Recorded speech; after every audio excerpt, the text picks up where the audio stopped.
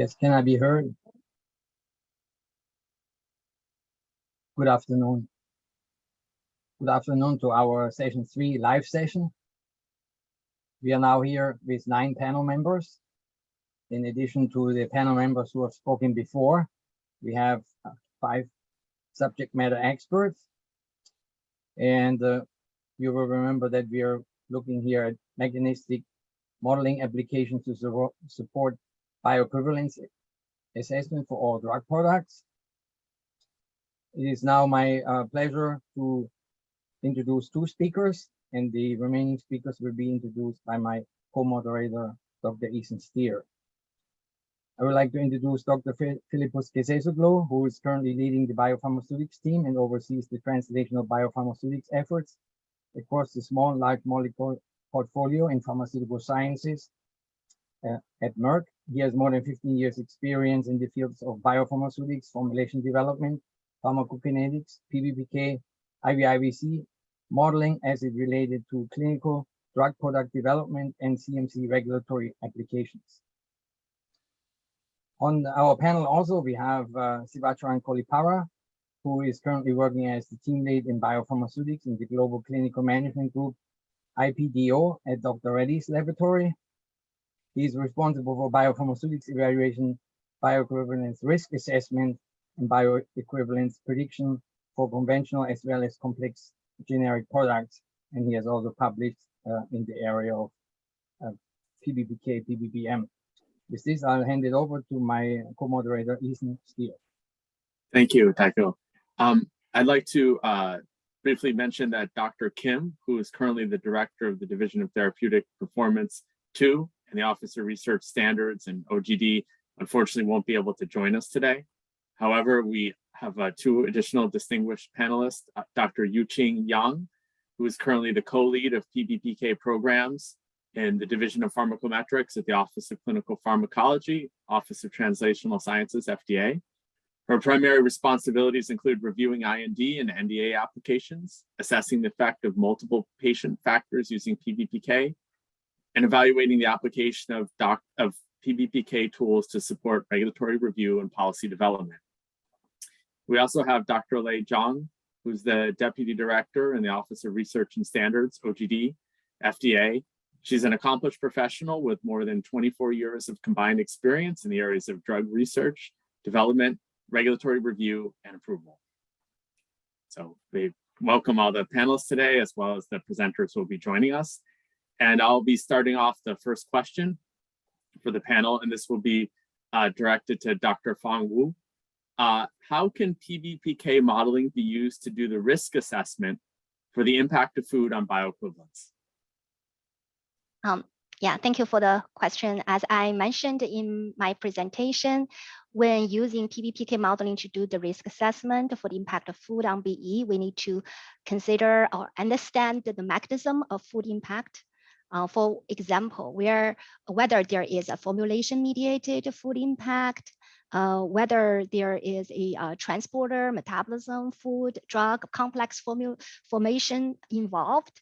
And when necessary, we also need to incorporate biopredictive dissolution using appropriate input approach and the fat condition into PBPK model. And regarding the study design, for example, about the mu type, you may want to understand the impact of mu type on the mechanism of oral absorption and test the worst case scenario. Thank you. Great, thank you. And I'd like to pass the same question on to Dr. Sumon Chakraborty. Yeah, I think I agree with Fang that when we do a risk assessment for food effect study, first of all, we need to understand the mechanism of food effect very thoroughly. So let's say if you talk about the mechanism of food effect, it could be because of the increased solubilizations of the drug molecule, right, in presence of bile salt in fed conditions, which usually gives a positive food effect for BCS2 or 4 product, where the absorption is rate limited by dissolutions. Or it could be because of the delayed emptying times, the gastric emptying time. Usually it gives a negative food effect, especially for immediate release product with BCS1 or sometimes 3. And it could also be related to an altered stomach pH, basically an increase in the stomach pH, and that would also lead to a negative food effect for sometimes negative food effect for BCS2 weak base, right? So these are the three categories, or these are the three areas wherein, with the help of our commercial setup of software, let's say SIMC for GastroPlus, and with the help of the understanding of biopharmaceutics, and if you are properly able to characterize the solubility, I mean, if you're able to generate the data in solubility data in the relevant media, and if you are able to kind of establish or identify a biopredictive dissolution media wherein we see the changes happening in vivo and in vitro, and link all of this together. I think these are the three areas where we can really do a risk assessment for the food effect study.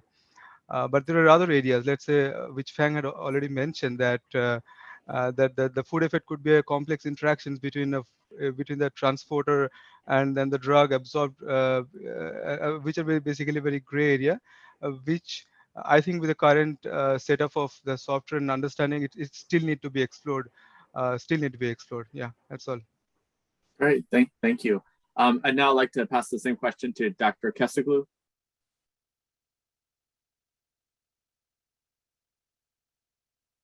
Oh, Fillippos, are you muted?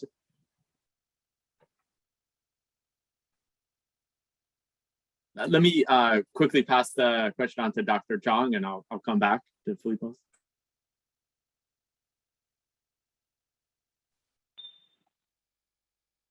Okay, so I will comment. Yes, I'm very glad to see a lot of new research happening in this area recently, especially for the generic drugs. And I'm also involved in the M13 ICH M13 harmonization effort. We all know one of the difference between FDA and other regulatory agency is when we ask both, we typically ask for the immediate release product, we ask for both fasting and fed BE studies.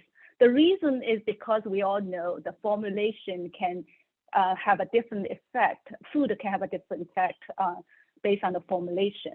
So depending on how close the generic drug design the formulation to match what the innovator is, we can expect to see different food effects.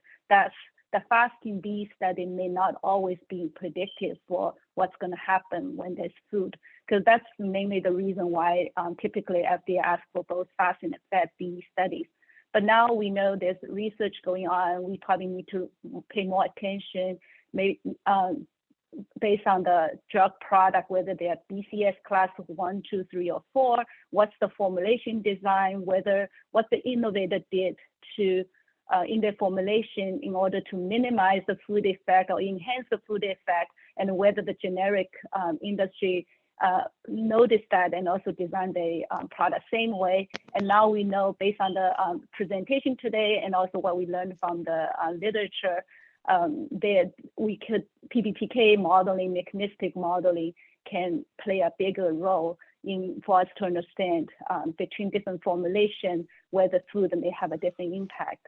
So I think this is a very useful tool, but we also understand there could be understand the limitation and what your product design is. And also I think very important sometimes for those low solubility drugs, how much the in vitro dissolution data may help. There might be some limitation over there, but we do see there's a lot of potential of using the PBPK model for us to assess the fed BE risk. Thank you. Thank you so much. And I'm going to just pass it back to Dr. Kesisoglou. I think got a technical difficulty. Can you hear us? Yeah, hopefully you can hear me Great. now. Yes, perfectly. Thanks. Yes, sorry about that. So I agree with the previous speakers without repeating what has been said. I think the area we probably need to do a little bit more research as a community is alignment on the dissolution input for the fed state, whether that is FESI, FSSGF, or something else. For example, I think one of the speakers earlier used the SLS medium for fed state, which I don't think that will be considered generally as a standardized media, right? So I think that's just an area that, probably as a community, we need to strive more towards harmonizing to gain more confidence on the food effect predictions. Great, thank you. We're going to move on to question 2 now. This one I'll first direct to Dr. Fang Wu as well. So what are the consideration points for using PBPK modeling to evaluate the impact of gastric pH change on pharmacokinetics and bioequivalence?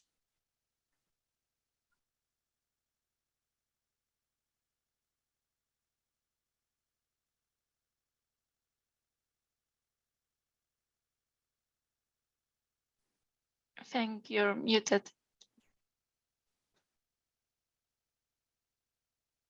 Yeah, you're muted, but we can hear you. Yeah, go ahead. Yeah. Thanks. Yeah, I think from generic drug perspective, additional BE studies, for example, in subjects with altered gastric pH may be needed when there are formulation-dependent gastric pH-mediated DDI.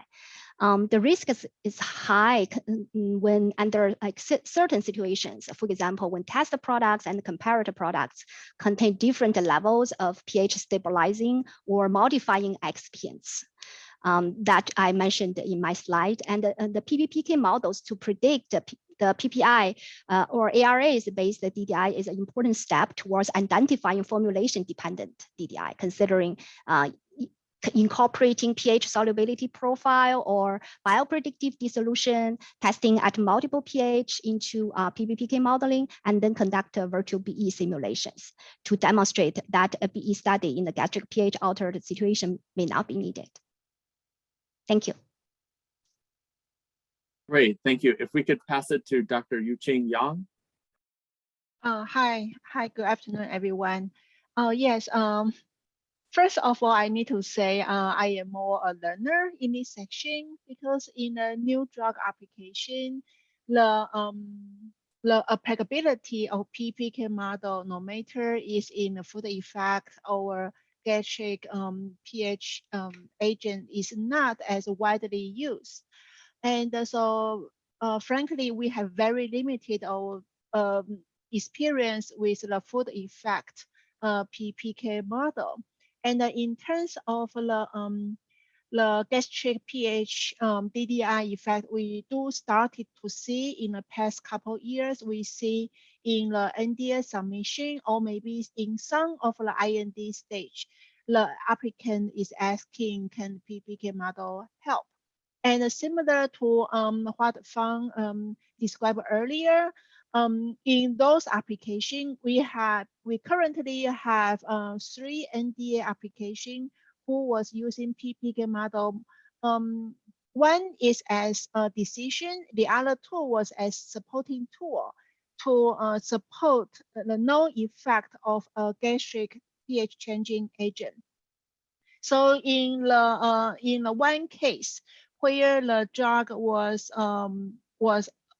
where PPK model was accepted, it is basically BCS class 1, high FA, and high clearance. And for the other 2 cases, they both have a low solubility, and one of them have a very strong pH dependent solubility. So similar to what Fang described, in those models, they collect in vitro data where in both pH dependent solubility and also in fasted and biorelevant solution in order to support their clinical finding, which means they do have one study using the gastric pH changing agent. However, they using a PPK model to solidify their finding in order to support the labeling recommendation. Thank you. Very interesting. And can we hear from Dr. Zhang next? Sure. Thank you, Ethan.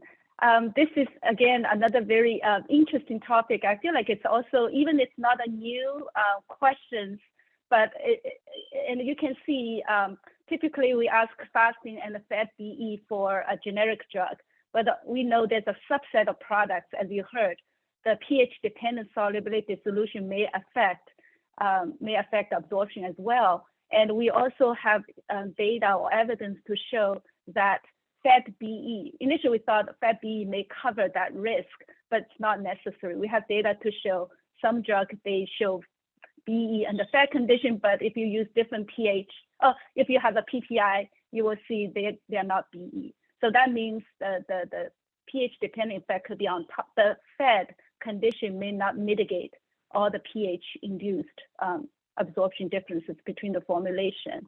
And also you can see from the EMA and the FDA recently, we had a product specific guidance on palbociclib, and where we recommend, in addition to fast and fat BE studies, you should also conduct a BE study under fasting condition in the presence of a PPI. Although the reason we asked for that study is right now we don't feel like we have enough in vitro or PBPK modeling recommendation putting the PSG to say what you do before you go to the in vivo study. However, as an applicant, when you look at your formulation, probably you need to assess, whether you have a similar, because the innovator did some pH, add some acidifying agent in their formulation to mitigate this pH dependent absorption. And the generic industry should also consider to mimic that design. And depending on how close the two formulation is, your risk may be different. So the industry can consider some alternative approach if they feel like, my formulation should be similar enough. I don't need that PPI, my B study and the PPI. That could be some approach they can explore to see whether they may have some mechanism model to understand what the critical attributes in their formulation that may or may not have the same effect as the innovator if they have the model built. So I think this is a very interesting topic, and also having active discussion under the M13 expert working group when we developed the guideline. So this certainly is some area we need to consider, just because common PPI is a commonly used drug in the patient population.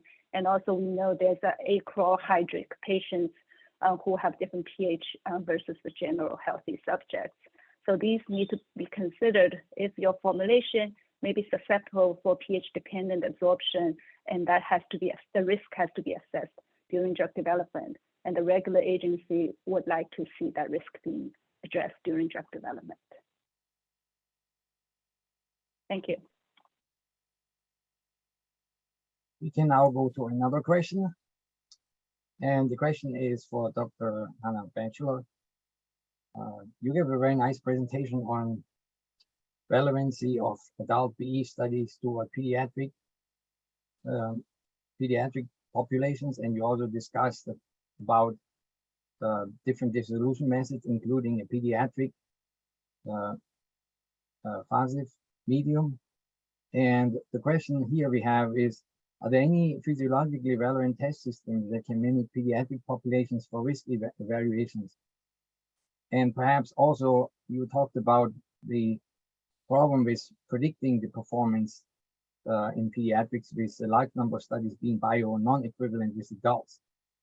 So under which conditions would adult PK be relevant for pediatrics? So first question is, do you have some relevant test systems that can mimic pediatric populations for risk evaluation? And then number two, under which conditions is adult PE studies, under which conditions are they biopredictive for pediatrics? Yeah, so thanks for that. And just to say, I really enjoyed all the presentations today. In terms of other tests for pediatric populations, there's quite a lot of work being done out there by people like the Tim Company, who are trying to develop sort of more physiologically relevant testing systems. One of the issues with these more bespoke tests is that they're not really correlated very well to in vivo data. And that was one of the issues we had. So I didn't really talk about the first part, which was assimilating all the data on pediatric products. And when you assimilate it, there's not that much, and what there isn't always of the best quality to inform models. A lot of studies report mean data, and they don't report individual profiles. So one of the issues we've had is in that correlation space there. some of the work that we've done, and I still think that the conventional dissolution apparatus, for all its flaws, it is reproducible from lab to lab, and most people have access to it. So there's an element of doing something pragmatic that other people could incorporate in future work, rather than going off and reinventing yet another model that might or might not correlate to clinical data that might or might not exist.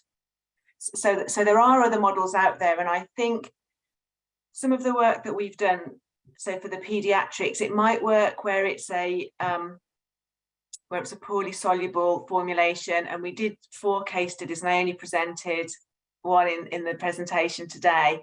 We were looking at poorly soluble narrow therapeutic index drugs.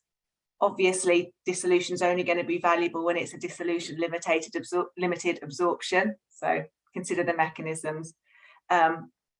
But I think that there's more work to be done with conventional dissolution before we try and go to these fancier ones to understand what we can do. Then I think the second part was about when is adults. So this is kind of where we were trying to get to with this study and simulations, because there's always the thing about a dose number.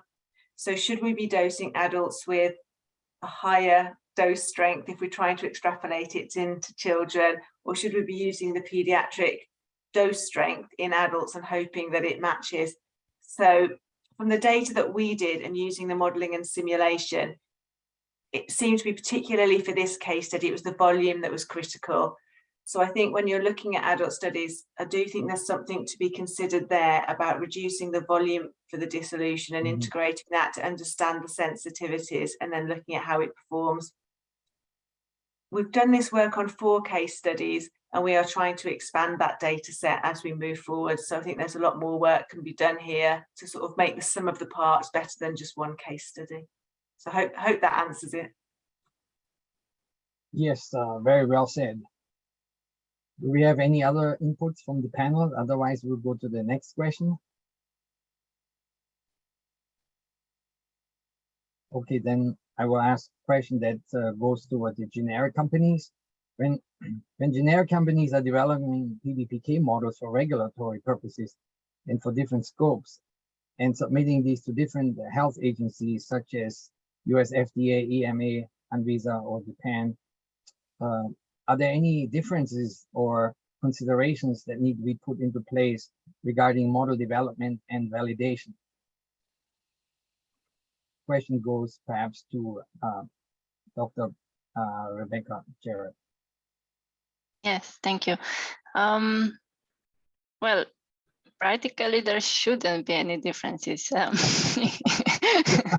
But going a step back, I've presented you in my presentation the guidelines that are applicable to different scopes. So the US guidelines, the EMA guidelines, the Japan guidelines, I assume others will follow in the future.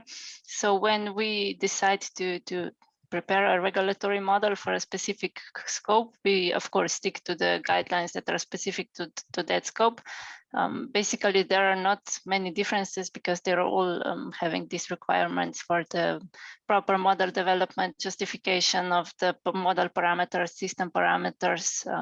Neither of them sets like a strict criteria what should be the criteria for model validation. So basically, the whole development practically looks the same. The difference we usually incorporate is that for a specific scope, we include the bioequivalence study that was performed for that scope. So for US study, we include the US bioequivalence studies, for Canada, Canadian bioequivalence study. One might say it would be the best because we had discussions in previous workshops to include all the data we have or not. Sometimes it's easier not to mix up all the bioequivalence studies we have performed, but just to stick with the one that is scope specific. But on the other hand, if the other ones are also like fitting into all the data you have, it is like a much better validation if you can include all of them into your model. Yeah, that would be basic points. Thank you. And may I pose the same question to Dr. Lei Zhang? Sure. Yeah. Thank you. Thank you for sharing your experience, right? For the other industry, tell us like what the experience with regulatory agencies so far with the modeling approach to address different questions. As Rebekah also mentioned, there's in her presentation as well, there are multiple guidances already being published from FDA, EMA, PMDA. Overall, I think the initial guidance focused on format, content, how you submit your report, and in the guidance they did talk about the expectation, what's your purpose of the model, your validation should fit your purpose. All these I think are very similar, right? There's not big difference. Of course, in terms of the experience, review experience or research experience can be variable. We also heard the EMA speaker this morning share their experience as well. But this is an emerging area, and we also know there, like under ICH, there's a new MIDD M15 expert working group going to be formed. Their main goal is, of course, a broader scope of MIDD, but PBPK or some other modeling approach will be under the scope. So in the future, there will be ongoing dialogue under ICH for harmonized approach or harmonized criteria or framework that applicants can follow so that they may submit the one package to multiple jurisdictions. So that's certainly in the horizon. And from the FDA perspective, we continue our active research in this area. We also have mechanism to interact with other regulatory agencies, such as EMA. Even for generic drugs, we have a pilot program called Parallel Scientific Advice. The applicant, if they want to develop a package to fulfill the requirements for both agencies, they can use this framework, and also if they have the modeling approach and to satisfy both, I think that could be one of the mechanisms to consider. And we also have a generic drug clusters, have more than like six regulatory agencies have a regular information sharing discussion, and modeling certainly can be one of the topic can be discussed. And also the workshop like this, I think it's very helpful to understand the experience from different industry and also from the regulatory agencies. I think I think other speakers in the morning also mentioned for generic drugs, we do learn a lot from the innovate product, right? Think about the system model could be shared, and tomorrow we'll talk more about the model master file. And the API information are the same. So all we need to consider is the formulation differences and how the formulation performance can be incorporated into our model input parameters. So I think that's the area how they can be studied more. I think this is probably we can also think about not all products the same, depend on their characteristics. Some may be more like low-hanging fruit versus the other may be more challenging. If we can have a good sense of the general approach and also know where the limits is, I think we can find a great utility of the PBPK model to help our generic drug development program. Thanks.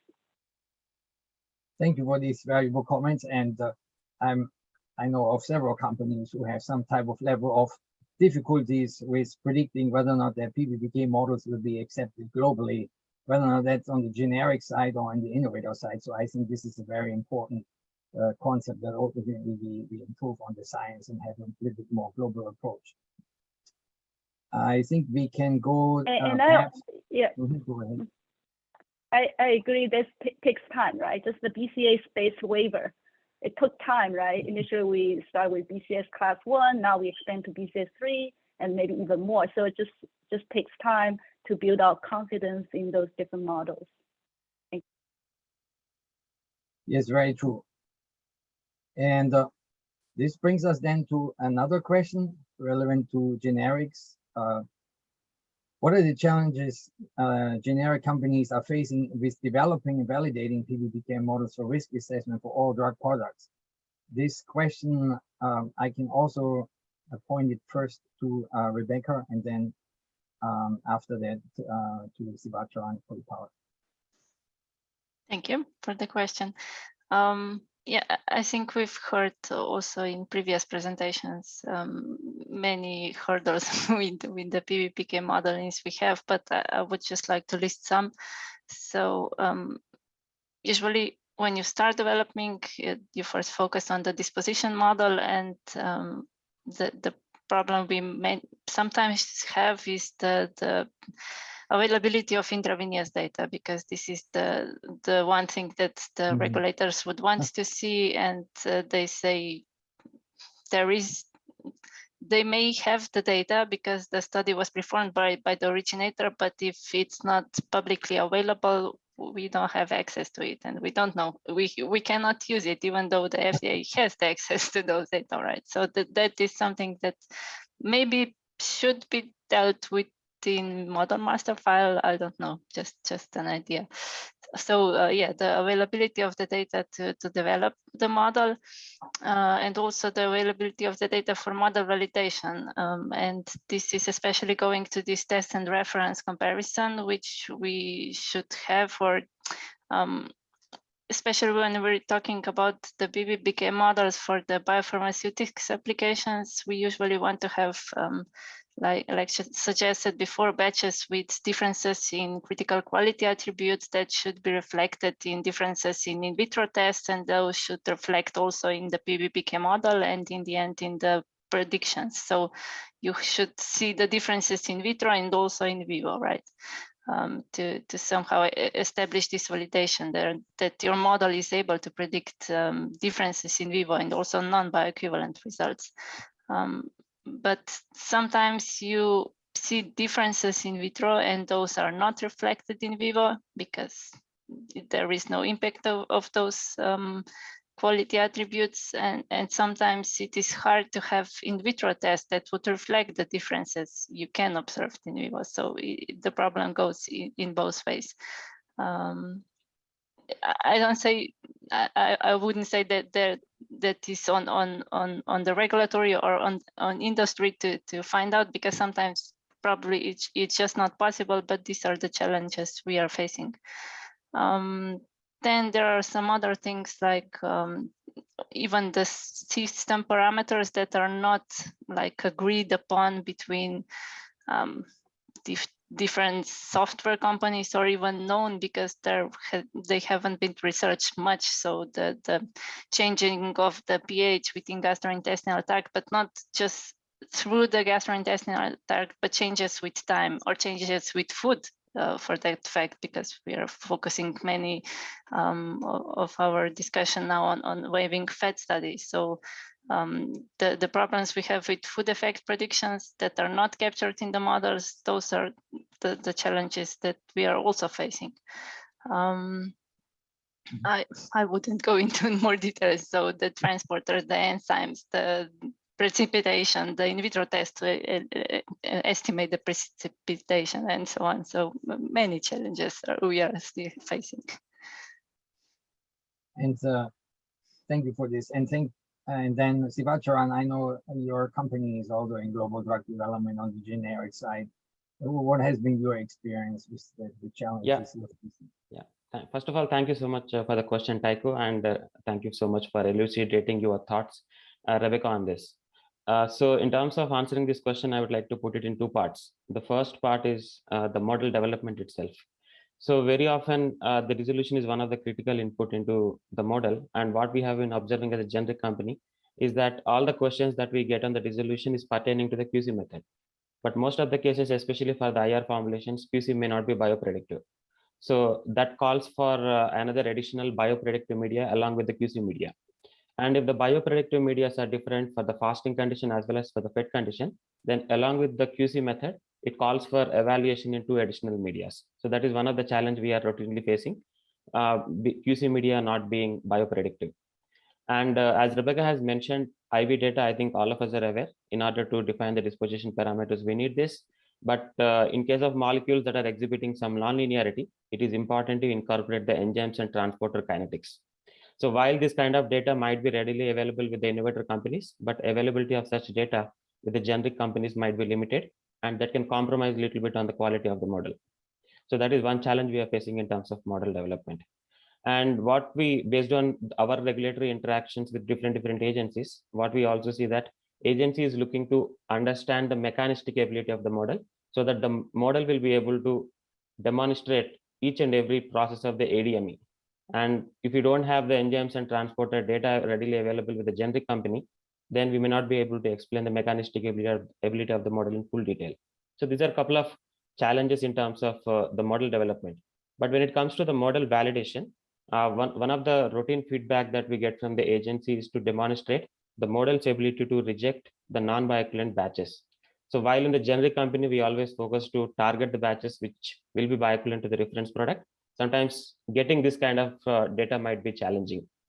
And one more aspect is with regard to the prediction errors, not as a challenge, but in terms of the future perspective, that if you see the IVIVC guidance from 1997 from US FDA, as Sumon has elucidated in these slides, the prediction errors are very well defined for IVIVC based models. But when it comes to the physiologically based models, they comes with the additional input of physiology that makes the model a little complex.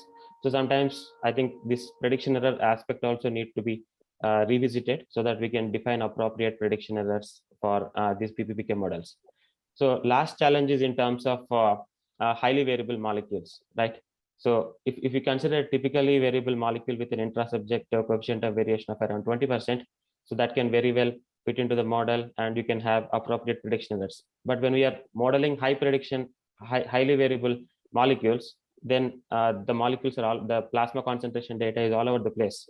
And then whatever data that you're getting from our pivotal studies may not match with the literature data in terms of, because of the high variability. So I think highly variable drugs is also poses another challenge in terms of applying PBBM and PBPK principles. Yeah. So overall, I think these are a couple of challenges we are facing in terms of model development as well as model validation. Yeah. Right, and I assume you're not generating IV data, so the challenges will probably be there for a while until we have better models. And going to the next question, it will first go to Dr. Hannah Batchelor. What are the different methods available to integrate in vitro data into PBBM or PBPK models for the intended applications? What criteria should we be using for an appropriate method based on your academic research? Yeah, thanks for the question. It's actually a really, really difficult one to answer because when you're talking about what the best criteria are, it all comes back to modeling and what we think the models are going to tell us. So some of the work that we've done is trying to make things as biorelevant as possible. So the integration of data in terms of the composition and volume of pediatric GI environments is where it's really critical to make sure you're incorporating that data where it's possible. Ultimately, what I'd really love to do is to be able to get lots of clinical data on different scenarios, different dosing, and really explore that, but it's not going to be realistic. So for me, at the moment, I don't know what the best is, but the best we can do in the current scenario is to use the most biorelevant conditions we've got. And for me, that's based on volumes and composition. I'd quite like there to be a lot more work on the motility as well, because I think that's something that's been overlooked quite a lot in the past. But again, access to that data is quite challenging. Thank you. And the same question now goes to Dr. Chakraborty. Yeah, I think there are a number of ways we can integrate the in vitro data into the software to predict the plasma concentration profile, and the method we are going to use, that should not be based on the best fitting of the data. It should be decided from the biopharmaceutics understanding. I think in one of my slides I have already explained this. I mean, if you're dealing with a low biopharmaceutics product, let's say BCS1 or 3, immediate release product, or let's say external release dosage form with an osmotic release mechanism, where the dissolution rate is not dependent on actually the conditions of the dissolution media, let's say the RPM, pH, or the media volume. So in that case, probably we may not need to we may not need to complicate the system. We can directly incorporate the data as such. It's very useful, very easy because it does not need any additional fitting. However, when it comes to an immediate release product with poorly soluble drug substance, it becomes little difficult. In that case, probably there are different approaches are available. For example, Z-factor model is one of the approach nowadays widely used by different companies, wherein it group many factors, and we need to incorporate different parameter. Let's say the dose, the volume of the media, the solubility in the particular media where we are doing the dissolution profile. So it kind of calculate the rate constant, dissolution rate constant by fitting to the dissolution profile, and those parameters are typically used to predict the plasma profile for BCS2 or BCS4. And when it comes to obviously the Z factor also has its limitations. For example, especially when an immediate release product having a kind of a lag because of long disintegrations, it would not fit properly. And at the same time, if it has a formations of plateau at the later part of the dissolution curve, and especially it happens because of the cone formations, right? So in that case also it will not fit the profile accurately because of the two different release pattern or biphasic release. So in that case, probably we can use the product specific particle size distributions, which is PPSD, where I would say that the particle size are extracted from the dissolution profile, right, by a complex equations and a series of complex equations, I would say, and then those extracted PSDs are basically used in the model. Using Johnson model, we can predict it. So it's not the API PSD. It's basically coming from the formulation. So that also can be used for BCS2 or for immediate release product. When it comes to an extended release dosage form, I mean, we can use Weibull model till 3 different phases can be achieved with the current setup of software. I think Weibull model can also be used to similar different virtual profile, which are basically required for virtual B trial. I mean, Weibull model can be used for year dosage form because we assume 1:1, ideally 1:1 IV IBC for extended release dosage form.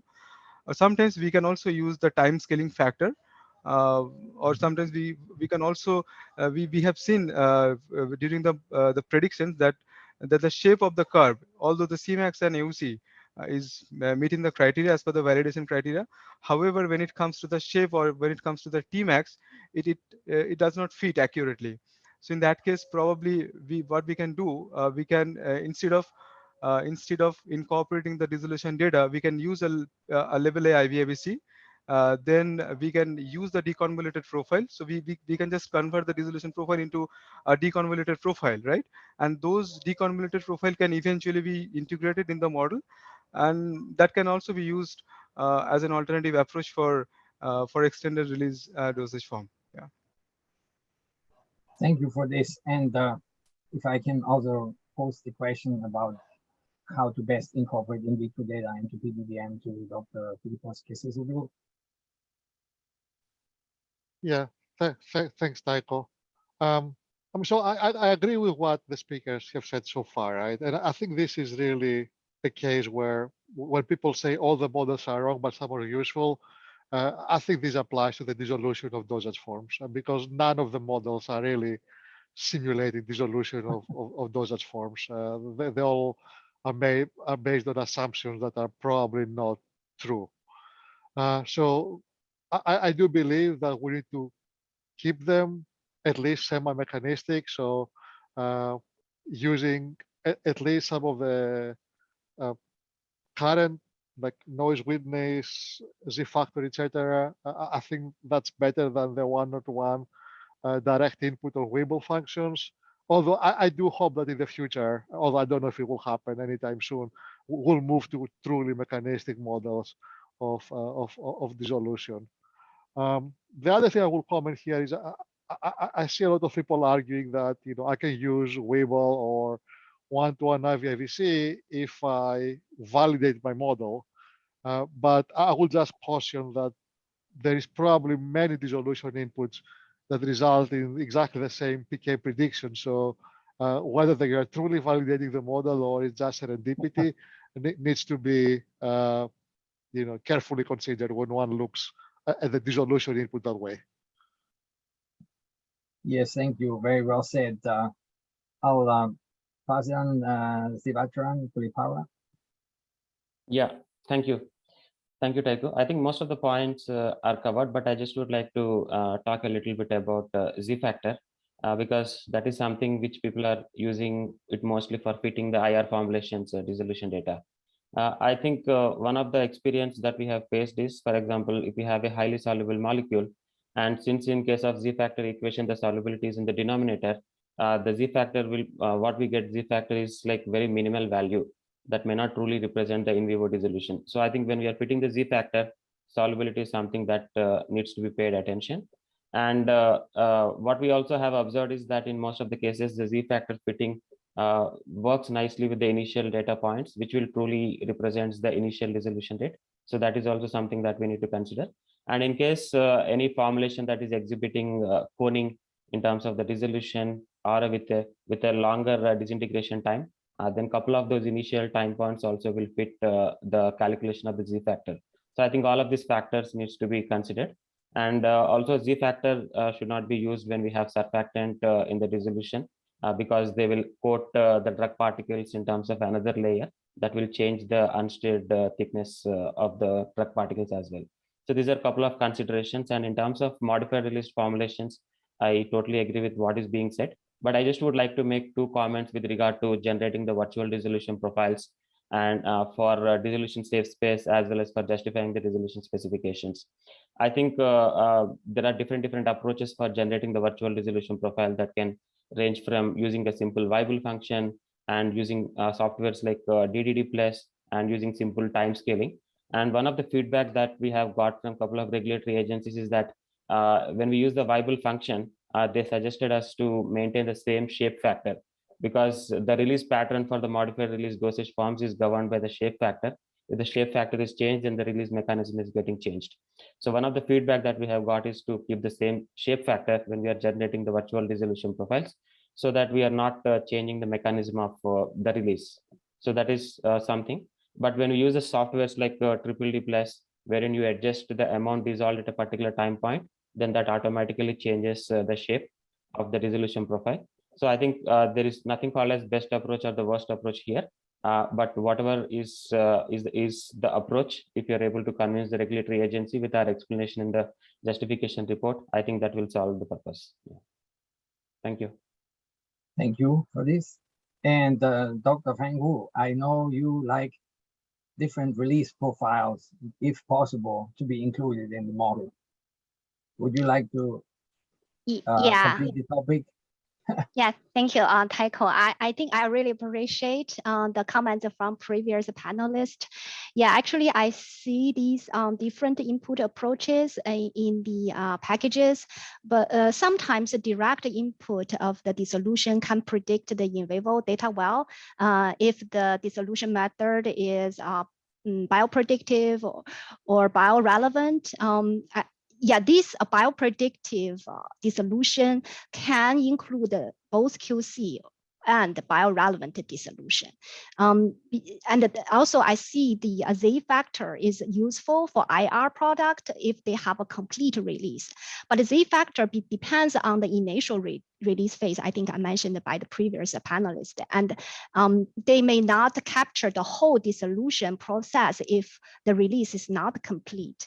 So one important thing I think for how to select the appropriate input method for dissolution is to demonstrate the biodiscriminating capability of your model with dissolution inputs.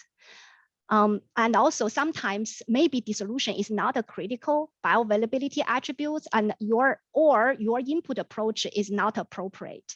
So you need to find the key bioavailability attributes and also the appropriate input approach and demonstrate the biodiscriminating capability of the PBPK model. That's some of my thoughts. Thank you. Thank you. I'm sure the audience fully appreciates all the help they're getting. Back to you, Dr. Stier, with more questions to the audience. Great. And I'm just going to take one moment to just have a housekeeping note. Just when we complete this session, just let everybody know to please stay in line so we can hear the closing remarks by Dr. Fang. We'll remind you at the end of the session, but we're getting close. So, let's make use of the remaining time. So is it feasible to expand safe space beyond the knowledge space? And what are the criteria to satisfy that case? First to Sumon. Yeah, I think it's very difficult to answer in one single statement. And this is one of the most hot topic of today's discussions, right? Can we extrapolate the safe space or not, right? Mm-hmm. So probably, I mean, in order to use a model for its intended applications, one of the feedback which we are also getting from the agencies are, hey, you include the non-B batch data, right? So the model that you use can be confidently used for its intended applications. However, from the generic perspective, it's also very difficult to manufacture a a non-B batch all the time, right? Especially for the BCS class 1 and 3. For most of the time, we don't do a pilot study, right? And if you don't do a pilot study, we don't get a non-B batch, right? So these are the area where I think it has to be carefully reconsidered, I would say.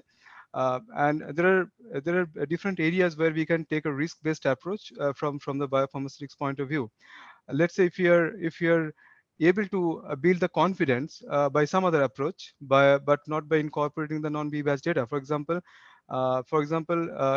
we have a literature data of the innovator published data, wherein they've already published a plasma profile of different doses form. Let's say the oral solution profile. And then let's say we are developing an IR product and the oral solution profile is already available. So we can, and IV are also available. So we can develop the model gradually. So we include the IV profile and justify the disposition parameters are well fitted. Then we take the oral solution profile and we also kind of optimize, or I would say we are also validating that whatever the effective permeability we are incorporating into the model, that also describe it's very nicely, because oral solutions, all it has, it's only absorption, it's already a dissolved stage. Then when it comes to the absorption model, which is basically an immediate release product, so innovator must have done studies, right? A dose ranging study, a PK linearity study. So that also we can include. Let's say it has 3 different dose level, and we are also able to kind of meeting a similar thing in our modeling and simulations approach. So this is a kind of model validations is already done from the literature data, right?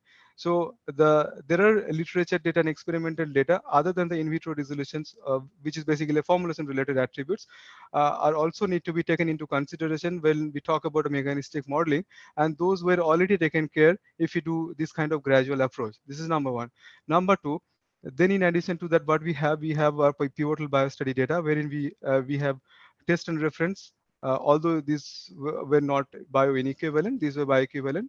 And since we did not do a pilot study, so the rank order relationship could not be established here. But since we already have the confidence developed, and then we are again utilizing our dissolution related stuff, incorporating dissolution related stuff here. So we are basically qualifying our model for its intended applications. And when we talk about the extrapolations of the safe space beyond the knowledge space, we are not going directly towards the BCS 2 or 4 with high complex, or I would say with high biopharmaceutics risk. Let's say if a product is with low biopharmaceutics risk, right? BCS class 1 and 3 immediate release product, we can extrapolate it, right?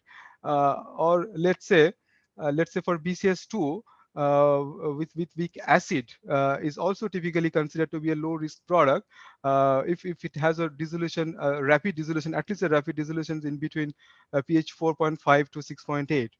Or for example, BCS2 weak base, even for the weak base, where the dissolution is already very rapid in the acidic environment. So when it exposed to the stomach pH, it dissolves very quickly, and then it behaves as an oral solution, right? And as long as it does not have any precipitations happening, right?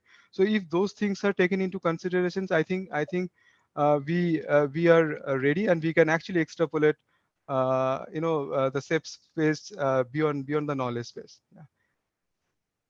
Great, I thank think you. that's my opinion. Sure, no, thanks. That's a great, very good answer. Please, Fillippos, could you weigh in on this? Yeah, thanks. I mean, at high level, the suggestions by Sumon, I think are reasonable. Right? To me, actually, this is a very important topic that we need to strive to make some progress. Requiring a non-BE batch, I'm worried that will make the model either non-practical or obsolete. In our experience, for many formulations, to get to this non-BE batch, you need to make something that's so different from what you actually want to make that it makes it more of an academic exercise, or you are going to see bioequivalence in vivo, in which case you don't need the model anymore. So I think this is an area, again, as a community, that we need to start putting together the scenarios under we feel comfortable with extrapolation. If we're only doing interpolation, again, we're doing a fancy regression, but I understand why it's there. I mean, I'm not discounting why the recommendation is there. I fully understand the concerns that one can simulate whatever they want with the models, but I think for us to make progress and drive more model use for this specific question, identifying the areas of extrapolation will help advance the field. Great, thank you. Fang? Yeah, I hear the previous comments. As you know, that the agency generally does not recommend setting safe space beyond knowledge space. That's yeah, that's why this question is discussed here.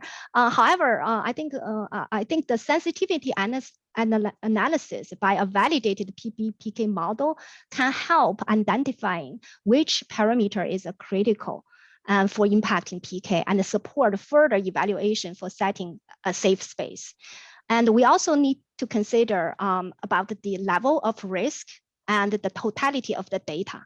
I think, yeah, these are all depend on the totality of the data, and also the sensitivity analysis may be helpful too. Thank you. Great, thank you. We're coming up on our last question. What are the common challenges in PBBM development and validation? First to you, Sumon. And also too, if we could try to limit answers to just about a minute to a minute and a half, just as a heads up, just to try to stay close to the time. Thank you.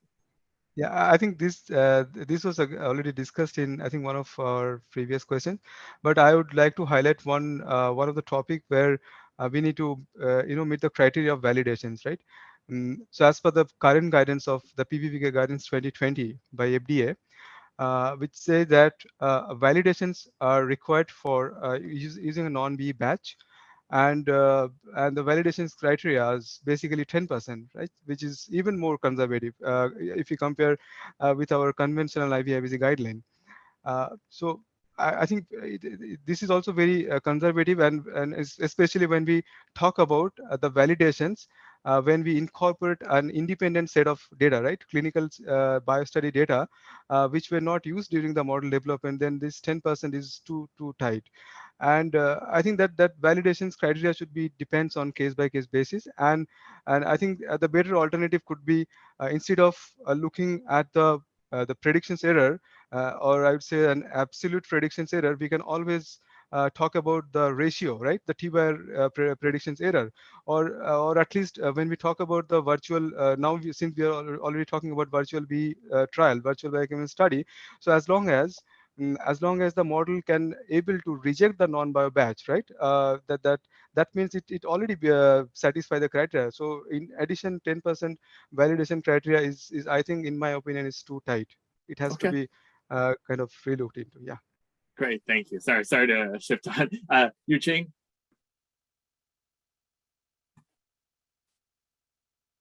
Oh, Yuching, can you hear me?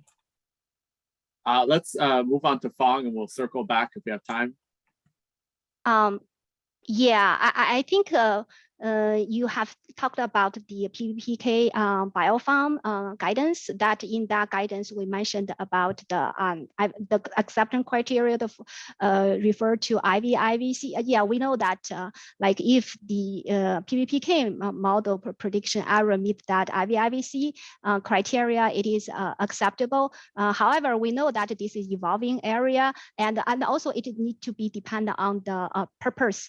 For the BE evaluation, we generally like see the BE limitation, and also we know that the acceptance criteria need to consider that as well.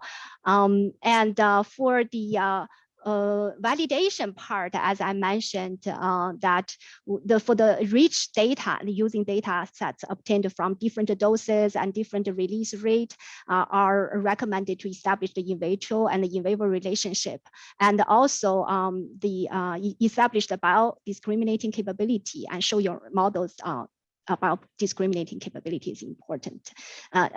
Besides that, if you have the non-BE, that would even preferable. But yeah, thank you. Great, thank you. And could I circle back to Yuching? And this will be the last comments before we move on to the closing remarks. For us, the PM application is currently limited. We see some attempt to try to bridging the formulation change or from adult formulation to pediatric formulation. And through those process, our limitation certainly is on the model validation, because to be frankly, if you already have the data, you already conduct a study, then you don't need a model. Then so a lot of so-called application is try to verify their model, and if the result is not good, they won't submit in, right? So for us, for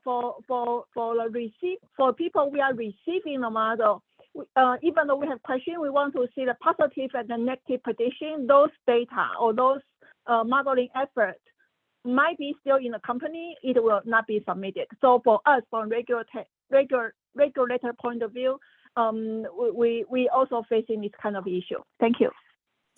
Great.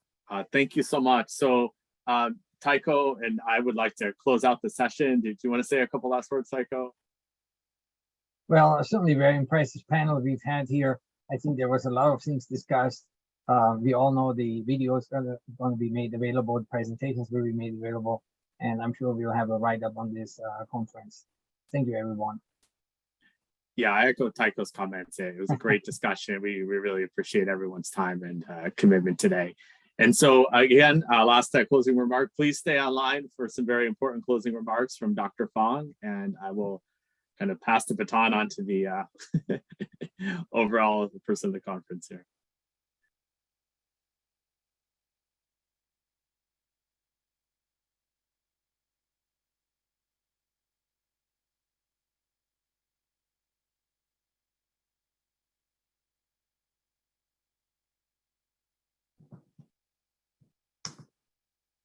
Hello.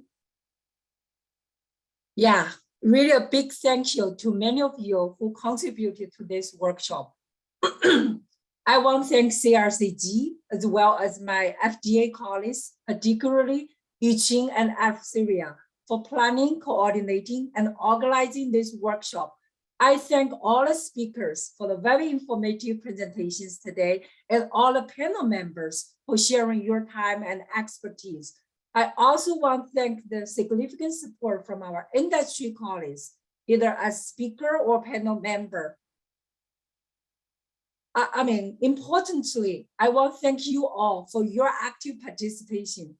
We received a lot of great questions, comments in the chat box today. We tried our best, as you can see, to address as many questions as possible in the panel discussion. If we didn't get a chance to address your question today, we will make sure to provide some response in our workshop summary paper that is anticipated to come out early next year. I hope this is a great opportunity for you all to learn. Personally, I really enjoyed Dr. Robert Leinberger's opening remarks. He delivered a clear and strong message that modeling simulation can make generic drug development more efficient and effective. Dr. Leinberger shared with you that FDA is using modeling in guidance development for difficult questions. In session 1, experience learned and perspectives are using integrated evidence in the regulatory context. We heard 2 talks from FDA covering new and generic drug perspective, highlighting the opportunity areas and the benefit of utilizing modeling and simulation to inform regulatory decision-making. The 3rd talk shared EMA perspective on modeling and simulation supporting drug product approval and the initiatives taking place in the EMA towards increasing the confidence of those in silico methodologies. In the panel discussion, we clearly heard from our industry colleagues that they would appreciate a modeling-focused platform or venue that would streamline the delivery of regulatory feedback specific to modeling simulation approaches and an efficient interaction between the industry and FDA. In the session 2, use of the same model or modeling strategy across multiple submissions, focusing on the complex drug products. There were 5 presentations that provide a variety of regulatory and industrial perspectives on the use of mechanistic modeling and integrated evidence for complex drug products across multiple submissions. Different topics were covered by the presentations, including platform performance assessment, model validation, and several case studies. The panel discussions consider model components important for capturing product differences, such as disease state, formulation complexity, and the need for external validation. Some of the challenges with validation of mechanistic models and the needed attributes for population PK models were covered as well. The session concluded with some discussion on communication pathways between industry and FDA towards using the same model or strategies. The interaction between the platform performance assessment and a model master file and information that industry would like to see in FDA guidance for application of modeling approaches. In session 3, using mechanistic modeling approaches to support the assessment for oral products, FDA talk introduced the utility of PBPK models for evaluating the impact of food and gastric pH on the BE from a regulatory perspective. Our industry colleagues share case examples of using PBPK models to support wave of the fat BE study and assist in internal decision-making during the drug development. Case examples of establishing BE dissolution safe space using PBPM models were also presented. I also want, from my personal perspective, I was very happy to hear the outcome from the GDUFA research project regarding the development of biopredictive in vitro dissolution for pediatric products and incorporate them in the PBPK models to support the assessment for pediatric products. In the panel discussions, the panel further discussed the challenges of validating the PBPM models and the possible ways of overcoming those challenges and promoting the application of those mechanistic models. Just a really quick heads up onto tomorrow. We will discuss the development of quantitative comparative approaches to support complex generic drug development, as well as model sharing, acceptance, and communication with FDA. The model master file is a really new area, and we welcome all of you joining us in tomorrow's discussion. With that, I will turn it back to CRCG for any final housekeeping announcement. Back to you. Donna? I think you got it covered. I think that concludes our day, and we will see everybody tomorrow at 9 a.m. Eastern time. Thank you.